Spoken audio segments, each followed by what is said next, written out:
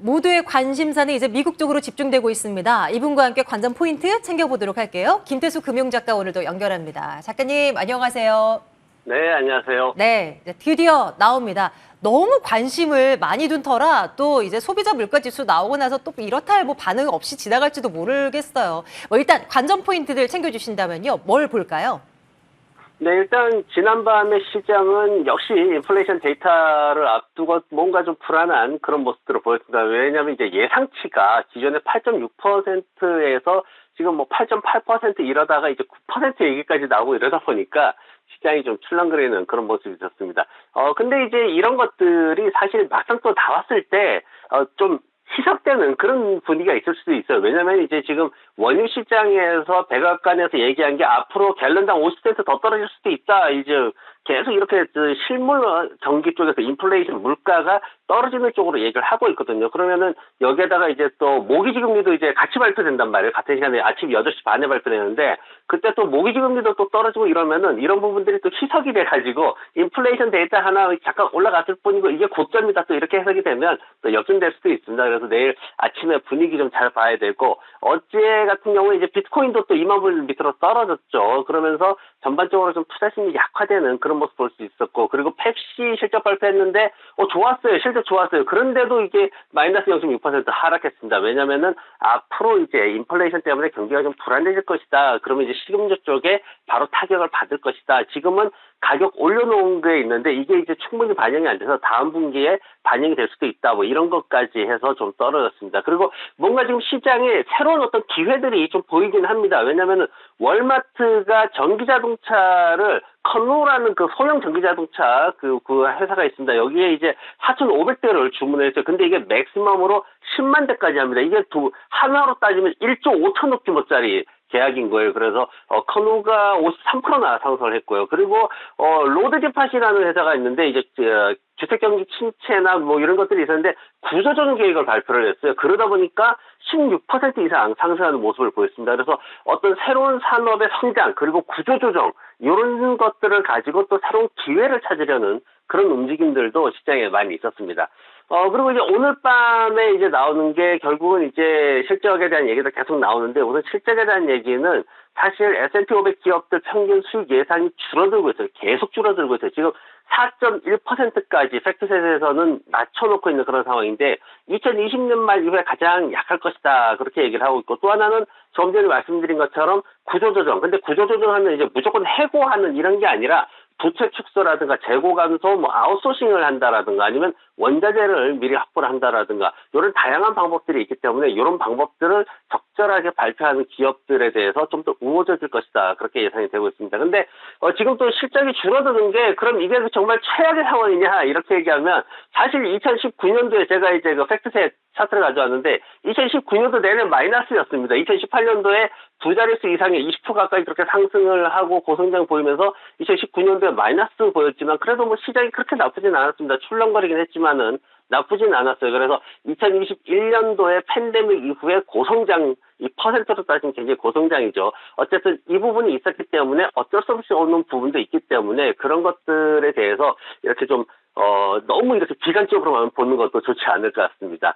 그리고 이제 나오는 게 물가 나오는데 제가 이제 말씀드리고 싶은 거는 이게 뭐 다양하게 뭐 치과 비용, 이제 미국은 치과 비용 같은 게 되게 중요하거든요. 그래서 치과 비용이라든가 음식이라든가 옷이라든가 이런 것들을 이제 해서 이제 데이터를 뽑아내는데 물가는 오르는 게 정상입니다. 안 오르면 어떻게 되느냐. 일본의 잃어버린 10년 딱 그게 돼요. 침체입니다. 정말 심각한 침체가 됩니다. 그래서 물가는 오르는 게 맞는데 근데 지난 이제 2007년도에 봤듯이 물가가 갑자기 이렇게 올라가 버리면은 그 다음에 위기가 좀 오죠. 금융위기가 시작되기 직전에 또 올랐고 그리고 지금 보면은 한 10년 동안 완만하게 올랐는데 또 갑자기 이렇게 꺾었단 말이죠. 그래서 이런 것들이 앞으로 어떻게 될지 오전에 데이터 나오는 것만 중요한 게 아니라 오후 2시에 베이지북 발표합니다. 연준에서 미국 경제를 어떻게 보고 있는지가 또 중요하기 때문에 그것도 우리가 관심을 가져야 되고 그리고 이제 휘발유 재고 이런 거 나오는데 계속 줄어드는데 그래도 시장에서는 백악관에서 얘기한 것처럼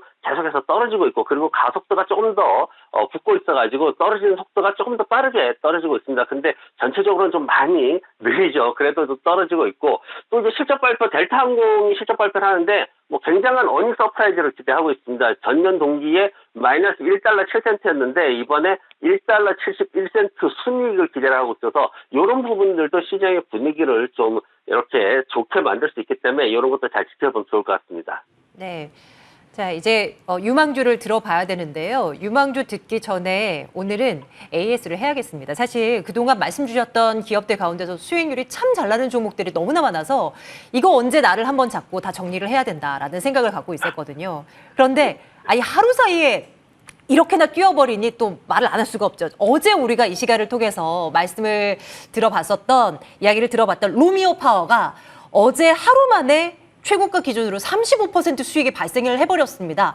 물론 이제 종잣돈으로 소액을 투자해서 크게 불려보자라는 이제 전략이긴 했지만 하루 사이에 이렇게나 뛰어버리니까 또 막 욕심나고 그러는 거 있죠?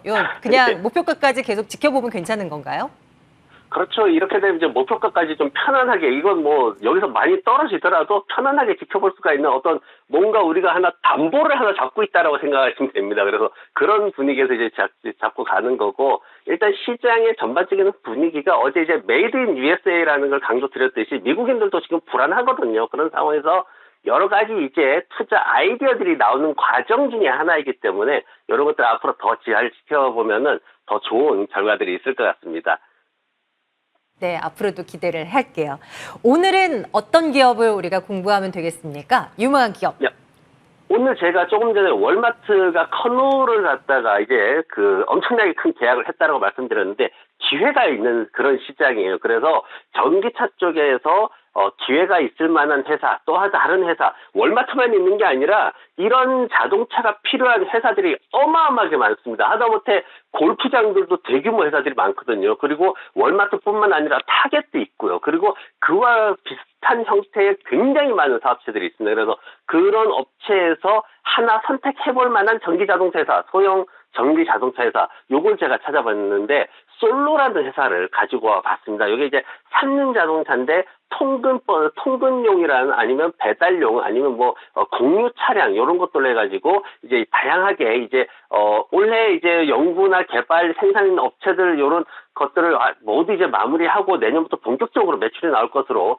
그렇게 하게 기대되고 있는 회사인데, 지금 소형차는 중국에서도 테슬라와 바이두의 매출을 이긴 그런 사례들이 얼마든지 많습니다. 지금 중국 남부 광시성 같은 경우에도 지금 요 조그만 미니 전기차가 판매량 1위를 기록을 한 사례도 있고요. 그리고 이 회사 같은 경우에 지금 보면은 목표가가 어마어마하게 높습니다. 시장에서 지금 보면 평균치가 9달러 50이고요. 높게는 15달러까지도 나옵니다. 그리고 지금 애리조나주에다가 대규모 센터 설립해가지고 연 2만 대 이상 생산할 것으로 그렇게 예정이 되고 있고 1달러 40 정도고 지금 현재 거래량 자체가 140만 주씩 이렇게 거래가 되고 있습니다. 그리고 재무제표 보면 사실 재무제표라는 게 이제 뭐 다를 게 크게 없습니다. 하지만은 무차익 경영이고요.